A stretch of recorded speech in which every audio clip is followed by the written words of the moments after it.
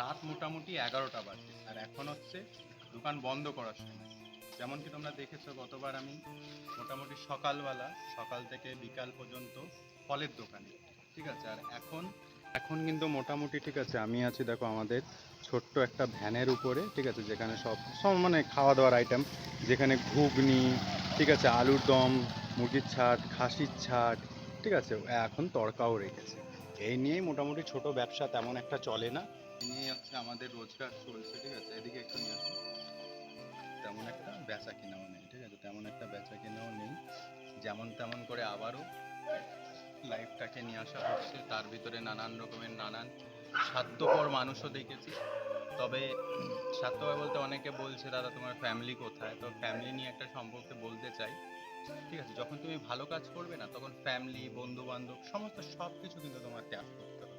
তেমনই আমার সাথে কিছু একটা হয়েছে, বাট বিশ্বাস করো এই খারাপ সময় একটা মানুষ, মানে এখন দিন গেলে কিন্তু আমার পকেটে কিছুই থাকে না, ঠিক আছে। এই যা আছে দেখো, এত মাল বেঁচে গেছে, এই যে এদিকে নিয়ে আসো, ওই যে এত মাল বেঁচে গেছে, ঠিক আছে, এত মাল বেঁচে গেছে। এগুলো কিন্তু এগুলো কিন্তু আগামী দিনে কিন্তু বেচা যাবে না, কারণ মাল আমার কাছে ফ্রিজ নেই, ঠিক আছে, ফ্রিজ নেই। এবার একটা ফ্রিজও যদি কিনতে যাই তাও মোটামুটি 10-12 হাজার টাকা, বা সেকেন্ড হ্যান্ডও যদি কিনতে যাই 7-8 হাজার টাকা। অত টাকা মোটামুটি আমার কাছে নেই, এই মাল সব নষ্ট হবে। জানি না কাল কি হবে, কিভাবে ব্যবসা হবে। তবে দেখছি অনেক মানুষের, হ্যাঁ একটা জিনিস আমি জানি, সেটা হচ্ছে ধরো তোমার সাথে এখন খারাপ কিছু হচ্ছে, তোমার খারাপ পরিস্থিতিতে না, তোমার খুব কাছের মানুষগুলোও কিন্তু দাঁত কেলাবে, হাসবে। তবে জীবনের নাম মানে থেমে থাকা না, আগামী দিনে দেখছি আরও কি কি করা যেতে পারে। এখন লস খাচ্ছি, আরও খেতে হবে। আগে হয়তো মাছ মাংস খেতাম, এখন হয়তো সিদ্ধ ভাত খাচ্ছি। কিন্তু যাই হোক, সবাই ভালো থাকবেন, সুস্থ থাকবেন। আর ভিডিও আগের মতো তেমন একটা দিতে পারছি না।